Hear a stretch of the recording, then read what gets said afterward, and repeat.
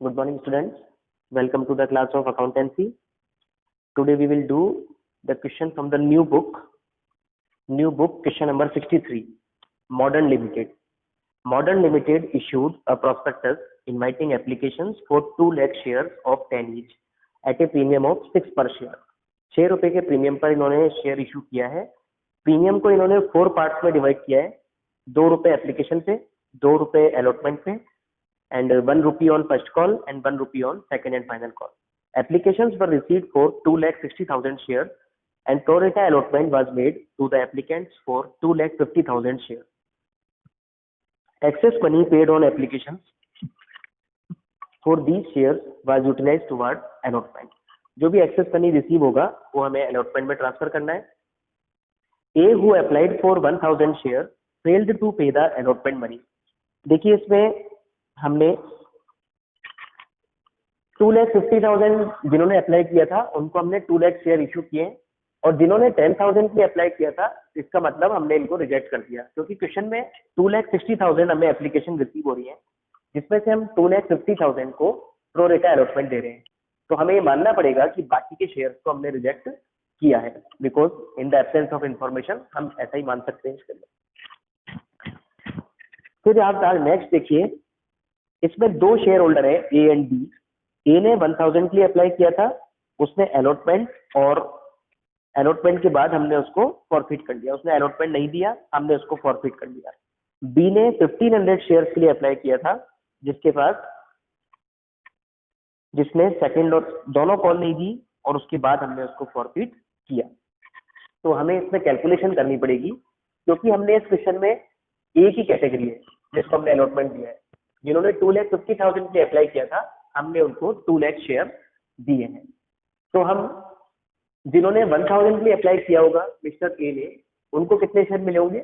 800 because जितने share allot किए हैं divide by total number applied multiply by total number applied by A.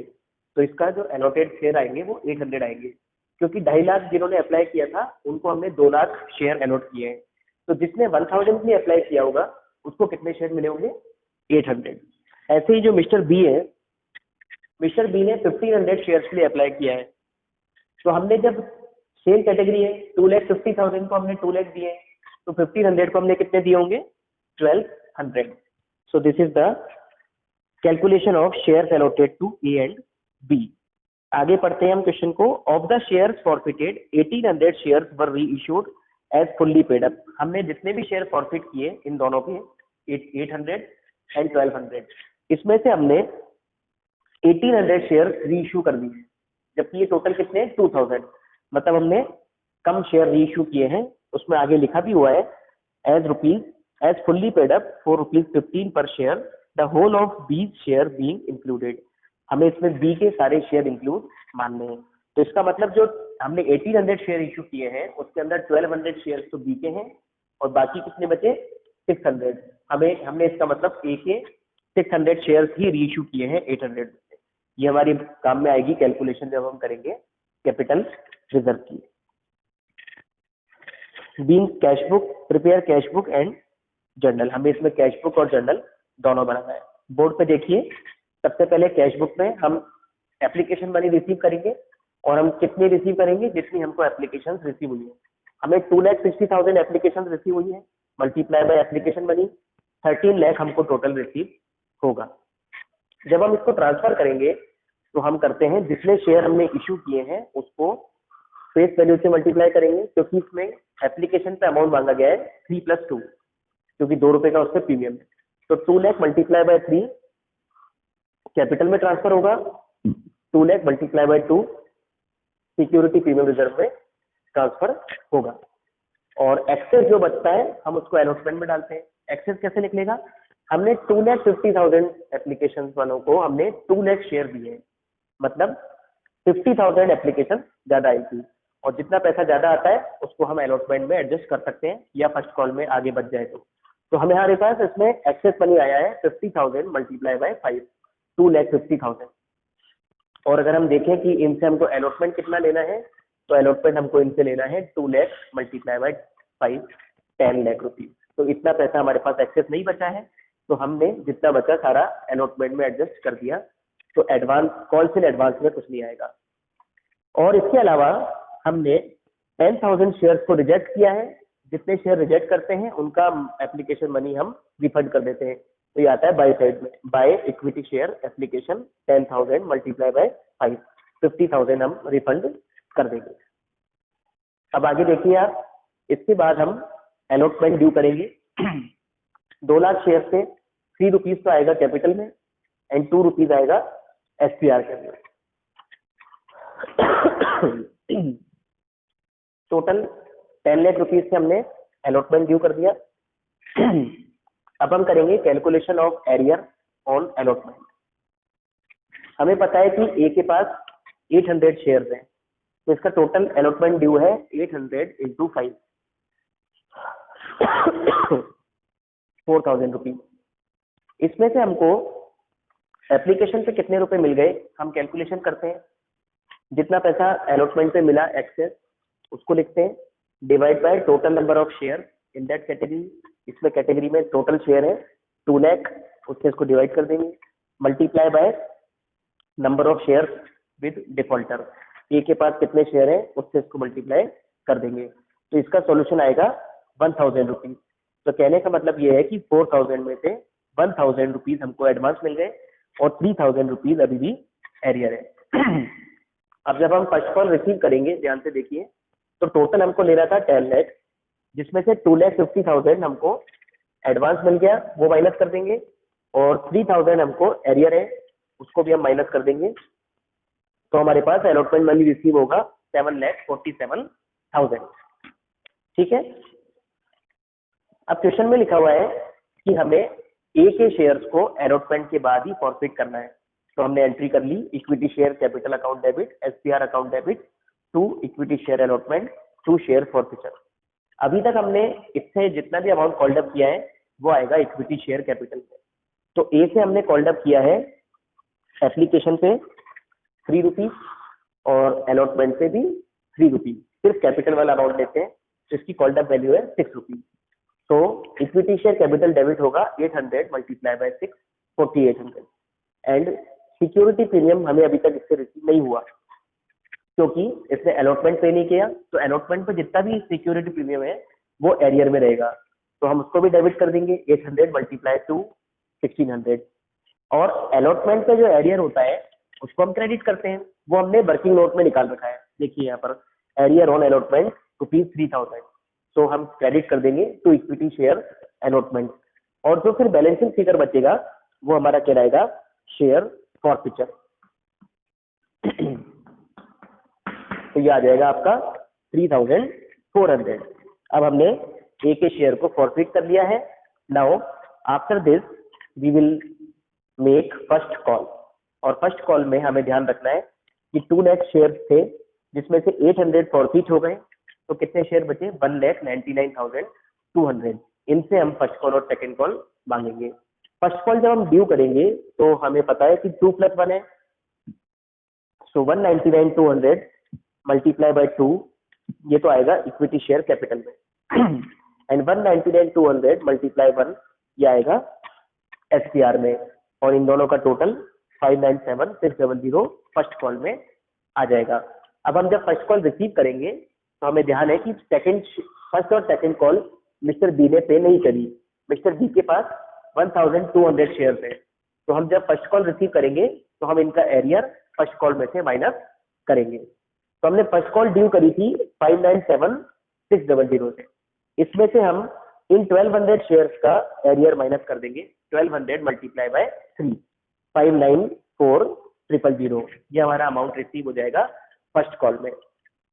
Second call का amount बिल्कुल same है।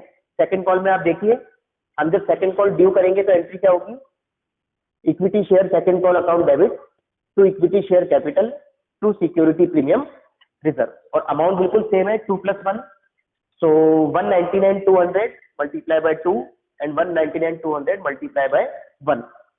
Second call total due होगी 597,670 से, और जब हम सेकंड कॉल रिसीव करेंगे तो सेम एरियर सेकंड कॉल पर भी है 3,600 रुपीज का, उसको हम माइनस कर देंगे, तो हमारे पास सेकंड कॉल का अमाउंट भी आ जाएगा 594,000।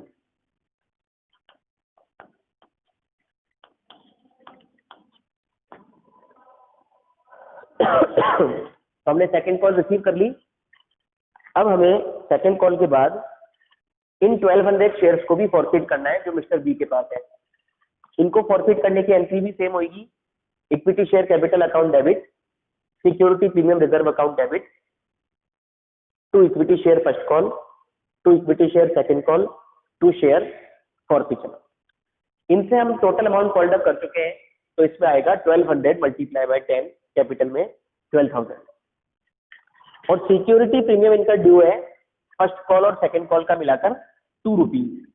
तो हम 2 मल्टीप्लाई 1200, 2400 हम फर्स्ट कॉल में सिक्योरिटी प्रीमियम रिजर्व में डेबिट कर देंगे, क्योंकि इनसे हमको प्रीमियम कितना नहीं मिला, फर्स्ट कॉल का और सेकंड कॉल का। फर्स्ट कॉल पर 1 रुपी एंड सेकंड कॉल पर भी 1 रुपी, तो टोटल इनसे प्रीमियम हमको नहीं मिला 2 रुपी पर शेयर।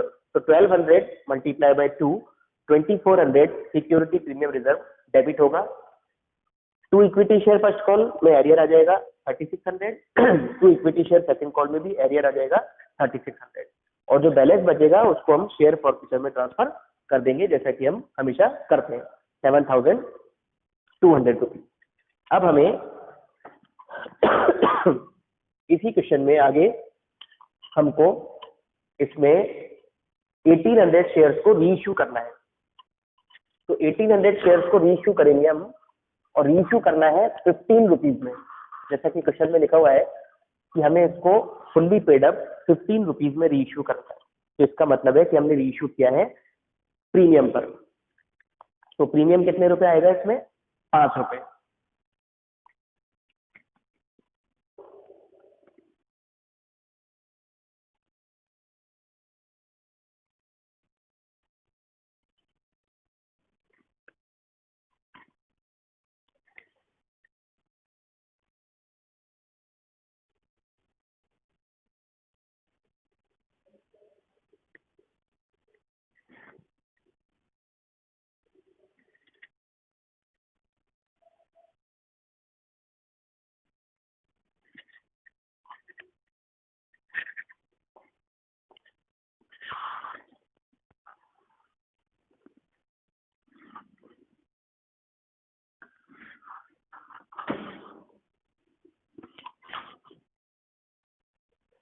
तो रीइश्यू की एंट्री कैश बुक में कैसे होगी, देखिए आप, हमें 1800 शेयर रीइश्यू करने हैं, तो उसकी एंट्री है bank account debit to equity share capital,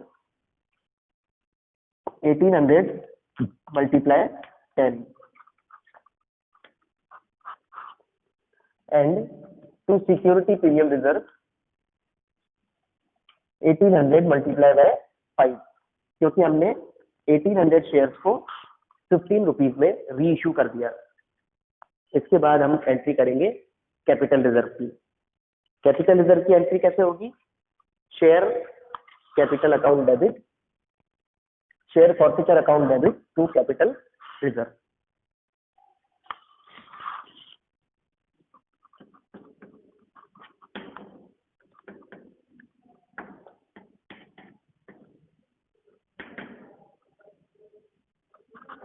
इसकी कैलकुलेशन आपको ध्यान से समझनी पड़ेगी, क्योंकि हमने बी के सारे शेयर रीइश्यू किए हैं, मगर हमने ए के सारे शेयर रीइश्यू नहीं किए हैं।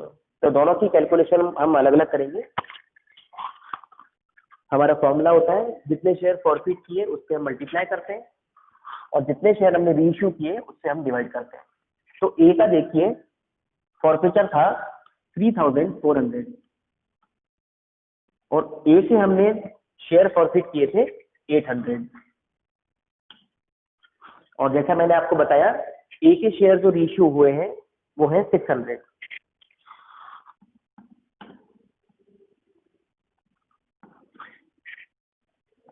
तो ए का अमाउंट आएगा 2550, जिसको हम कैपिटल रिजर्व में ट्रांसफर कर सकते हैं। ऐसे ही बी का फॉरफिचर है हमारे पास 7200, और बी के जो शेयर हमने फॉरफिट किए थे वो है 1200, और रीइश्यू जो किए थे वो भी है 1200। तो बी का फॉरफिचर आएगा 7200, टोटल 9750 रुपीज हम कैपिटल रिजर्व में ट्रांसफर कर देंगे।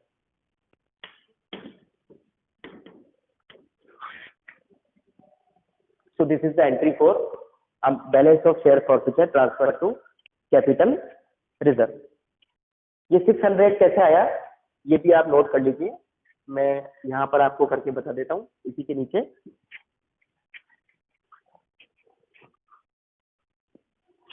आपको क्वेश्चन में गिवन है कि टोटल रीइश्यूड शेयर्स कितने हैं,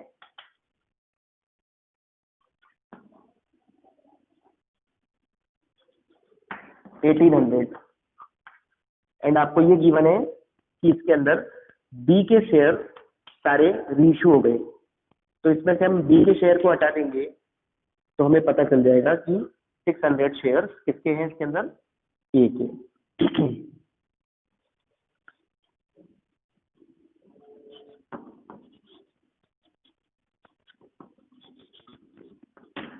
तो ए के हमने 600 शेयर रीइश्यू किए हैं।